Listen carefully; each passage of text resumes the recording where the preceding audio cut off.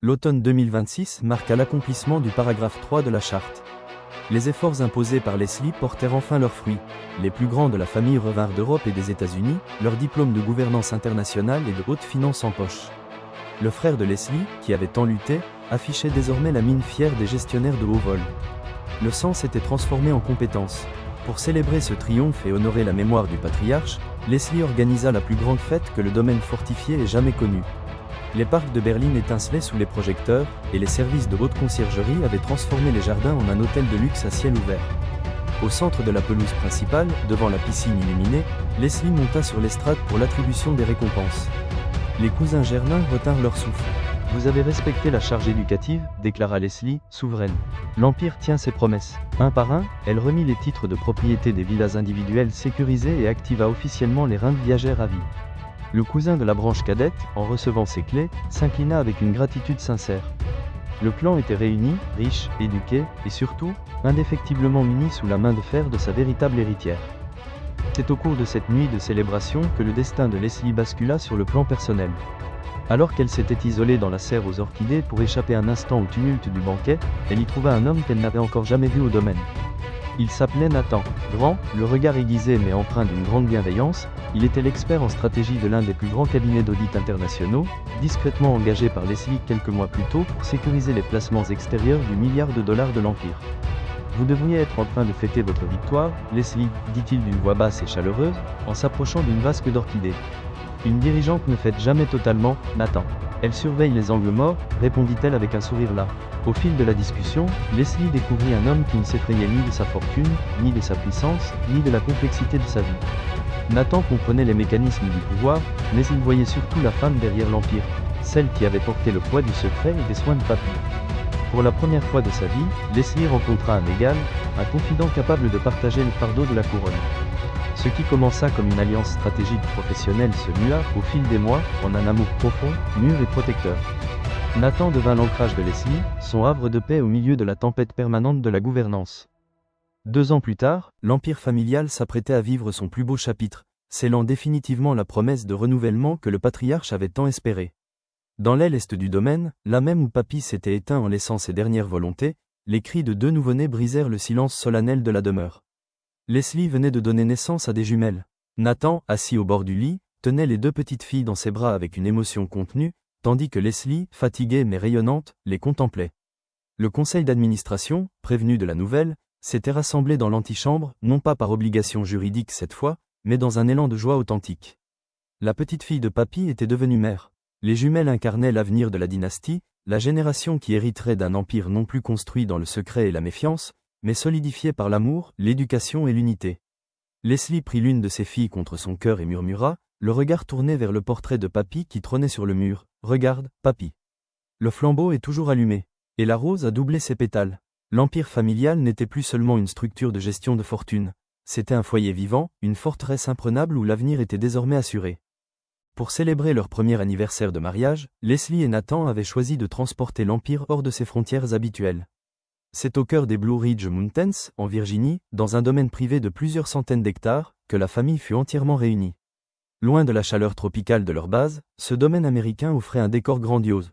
Une demeure coloniale en pierre de taille, entourée de forêts de sapins et de lacs privés, entièrement ceinturée par le service de sécurité de la famille. Les berlines noires, spécialement affrétées depuis New York, remontaient la longue allée gravillonnée.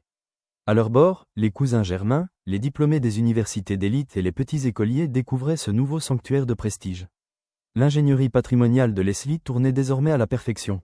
La holding familiale, co-dirigée dans l'ombre par Nathan, avait fructifié le milliard de dollars au-delà de toutes les espérances. Les reins de viagères étaient versés à la minute près, les villas avec piscine étaient gérées d'une main de maître, et la paix régnait enfin sur le clan. Ce voyage aux États-Unis était la récompense de leur fidélité. Le soir de l'anniversaire, le grand hall du domaine fut transformé pour le banquet. Sous les immenses lustres en fer forgé et devant une cheminée monumentale où crépitait un feu de bois, toute la lignée prit place autour d'une table unique en forme de fer à cheval. Leslie présidait, vêtue d'une robe de velours émeraude. À ses côtés, Nathan affichait ce calme olympien qui avait tant contribué à stabiliser les affaires de la famille. Près d'eux, dans 2 berceaux de nacre sculptés, les jumelles dormaient paisiblement sous la surveillance discrète d'une gouvernante dédiée. Au moment du toast, le cousin de la branche cadette, autrefois le plus rebelle, aujourd'hui l'un des piliers du conseil d'administration, se leva, un verre de grand cru à la main. Leslie, Nathan, commença-t-il en regardant l'assemblée. Il y a quelques années, nous étions un troupeau égaré, chacun cherchant son propre intérêt. Papy avait une vision, mais c'est toi, Leslie, qui as eu le courage de la bâtir. Aujourd'hui, dans ce domaine au bout du monde, nous ne sommes plus seulement les bénéficiaires d'1 milliard de dollars. Nous sommes une famille. Joyeux anniversaire de mariage. Les applaudissements résonnèrent sous les voûtes de bois. Leslie croisa le regard de Nathan et pressa sa main sous la table. Elle se souvint des doutes, de la brume de ses traitements, du poids du secret de Rose, et de la nuit de panique où le cœur de Papy avait failli lâcher. Tout cela appartenait au passé. Plus tard dans la nuit, alors que les rires des cousins résonnaient encore dans les salons de billard et que les plus jeunes profitaient de la haute conciergerie du domaine, Leslie et Nathan s'éclipsèrent sur la grande terrasse en pierre qui surplombait la vallée. L'air de la montagne était frais. Nathan enveloppa les épaules de Leslie dans une étole de cachemire. En contrebas, les lumières des postes de garde veillaient sur le périmètre. « Ils sont heureux, Leslie, » murmura Nathan en embrassant sa tempe. « L'Empire est pacifié. Ils sont unis, » rectifia-t-elle avec un sourire serein. C'est tout ce qui importait à Papy. L'argent n'est plus une arme entre leurs mains, c'est un bouclier pour l'avenir des petites. Elle tourna les yeux vers le ciel étoilé de Virginie. Les jumelles grandiraient ici et là-bas, apprenant les langues étrangères et la gouvernance, mais elles grandiraient surtout entourées d'une famille qui avait retrouvé son âme. Le plan du patriarche était pleinement accompli. L'empire familial était grand, il était fort, et sa trajectoire était désormais gravée dans le marbre de l'histoire. De retour des États-Unis, le domaine fortifié bruissait déjà des préparatifs pour un événement hautement symbolique, le tout premier anniversaire des jumelles. Pour Leslie, cette célébration ne devait pas seulement être une démonstration de la puissance de l'Empire, mais un pont jeté entre ces différents mondes. Fidèle à sa méthode de gestion où chaque détail est orchestré avec une précision chirurgicale, elle s'installa à son bureau de palissandre pour rédiger 3 invitations cruciales. La reconnexion avec les pairs. La première liste de destinataires était composée de ses anciens camarades de promotion de l'université. Pour ces professionnels du chiffre, de l'audit et du contrôle, Leslie avait conçu une invitation d'une sobriété élégante, frappée du sceau de la holding. Après des années passées dans l'ombre à mener des audits de restructuration et à veiller sur le patrimoine familial, elle s'apprêtait à paraître devant eux non plus seulement comme une brillante technicienne, mais comme la dirigeante absolue d'un fonds souverain privé d'1 milliard de dollars. C'était l'heure de la légitimité partagée avec ceux qui comprenaient la rigueur de son parcours. L'hommage à la création. La seconde invitation, plus intime et rédigée sur un papier texturé, fut adressée personnellement à son artiste préféré. Leslie avait toujours trouvé dans l'art un contrepoids vital à la froideur des chiffres et à la lourdeur de ses responsabilités de gouvernance. Inviter cette figure artistique au domaine pour l'anniversaire des jumelles était une manière de faire entrer la poésie, la couleur et l'émotion brute au cœur de la forteresse de prestige. Le service de haute conciergerie reçut l'ordre de déployer un protocole d'accueil d'exception, suite royale, chauffeur privé et sécurité absolue, pour recevoir l'invité d'honneur. Le rappel des racines. Enfin, la 3e vague d'invitations prit la direction des Antilles, là où résidait le reste de la famille, cette branche restée fidèle à la terre natale, loin des tumultes des places financières internationales. Pour eux, Leslie dicta des mots empreints d'une profonde affection et de respect des traditions. Elle fit affréter un vol privé pour s'assurer que les aînés, les cousins et les proches de l'archipel caribéen puissent traverser l'océan dans un confort absolu, sans contrainte. Papy avait exigé l'unité indéfectible du clan. Aucune branche, même la plus éloignée géographiquement, ne devait être laissée de côté pour le premier printemps des héritières. Le jour de la fête, le domaine fortifié offrait un spectacle inédit. Grâce à l'organisation millimétrée de Leslie et au soutien indéfectible de Nathan, 3 univers distincts cohabitaient sous les grands chapiteaux blancs dressés près de la piscine. D'un côté, les experts comptables, auditeurs et directeurs financiers, les anciens camarades de promotion, discutaient stratégie et indices de croissance avec le frère de Leslie et les jeunes diplômés des universités d'élite. De l'autre, la famille venue des Antilles apportait une chaleur, des éclats de rire et une authenticité qui venaient briser la solennité habituelle des lieux. Au centre de cette alchimie, l'artiste préféré de Leslie observait cette fresque humaine, capturant l'essence de cette dynastie unique pour une œuvre future dédiée aux jumelles. Lorsque Leslie apparut, tenant l'une de ses filles tandis que Nathan portait la seconde, un silence respectueux s'installa. « Bienvenue chez vous, » dit Leslie en s'adressant à l'assemblée, son regard embrassant ses amis d'études, sa famille antillaise et ses partenaires de vie. Papy disait que la solidité d'un empire dépend de sa capacité à lier la fortune à l'unité du clan. Aujourd'hui, en regardant mes filles entourées de vos sciences, de nos racines et de l'art qui nous élève, je sais que son vœu est exaucé.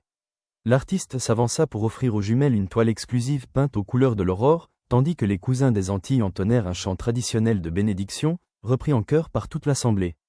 L'empire familial avait trouvé son équilibre parfait. Une forteresse financière guidée par l'esprit de rigueur, mais dont le cœur battait au rythme de la culture, de l'amour et de la fidélité aux origines. Acte 22, La surprise de minuit. Alors que la soirée atteignait son apogée sous les étoiles, Nathan s'avança discrètement vers le micro principal de la scène extérieure, installé face à la piscine illuminée. Un silence curieux s'installa parmi les camarades de promotion, la famille des Antilles et les dignitaires de l'Empire.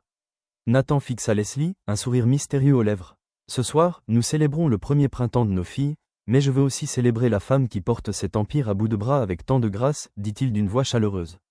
Pour toi, mon amour, j'ai voulu rendre l'impossible réel. » Les lumières du domaine se tamisèrent, ne laissant qu'un faisceau de poursuite bleu nuit dirigé vers le piano à queue installé au centre de la scène. Les premières notes de piano, reconnaissables entre mille, résonnèrent dans l'air tiède du domaine.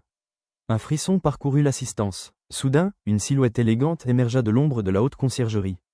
Sous les acclamations et la stupéfaction générale, le chanteur en personne s'avança sur scène, un micro à la main. Leslie porta les mains à sa bouche, les larmes aux yeux, totalement submergé par l'émotion. Nathan venait de faire traverser l'Atlantique à la légende absolue de la soul pour lui offrir le plus beau des cadeaux. D'une voix d'un velours impeccable, intacte et vibrante, le chanteur entama les premières paroles de la chanson préférée de Leslie. Le chanteur descendit de scène pour s'approcher du couple. Nathan prit alors Leslie par la taille pour l'entraîner dans une danse lente, au milieu de la pelouse. Sous les yeux émus de la famille antillaise et de ses anciens camarades d'université, le temps s'arrêta. La mélodie d'Endless Love s'éleva dans la nuit, scellant l'amour infini de Nathan et Leslie, et apportant une touche de magie éternelle à l'histoire de l'empire familial. Papy, depuis les étoiles, devait être fier. La rigueur des chiffres avait laissé place, le temps d'une chanson, à la pureté absolue d'un amour sans fin. La mélodie d'Endless Love s'éteignit doucement sous les acclamations de la famille, mais le clou de la soirée, le secret le plus précieux et le mieux gardé de la synthèse formelle, s'apprêtait à être révélé par Leslie. Quand le patriarche avait inscrit la mention « $1 » dans ses notes manuscrites, les consultants et les cousins avaient immédiatement pensé à $1 milliard en devises traditionnelles. Mais en tant qu'experte du chiffre et de l'audit, Leslie connaissait la véritable ingénierie visionnaire de son grand-père.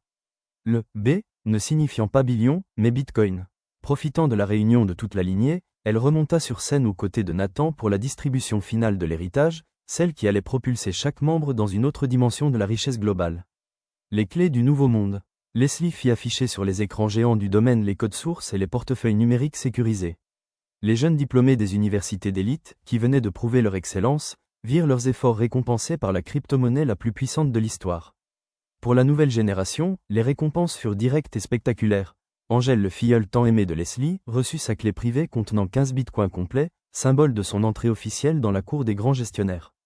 Ses neveux, Elisabeth et Danny, fiers de leurs parcours académiques, reçurent chacun également 10 bitcoins, scellant leur autonomie financière avant même le début de leur vie active.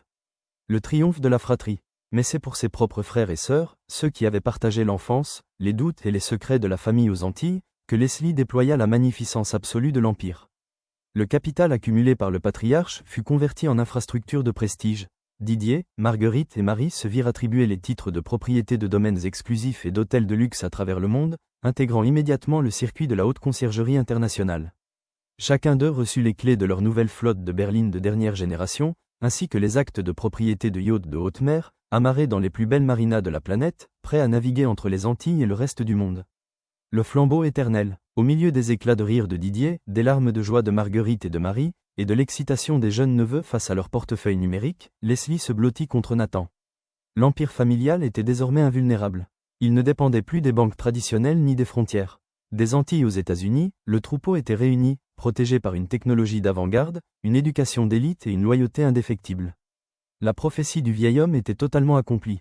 La rose avait déployé ses épines, l'amour de Nathan l'avait fortifié, et les jumelles s'endormaient ce soir-là à l'abri du plus grand empire financier et familial de leur temps. Le flambeau était allumé, pour l'éternité.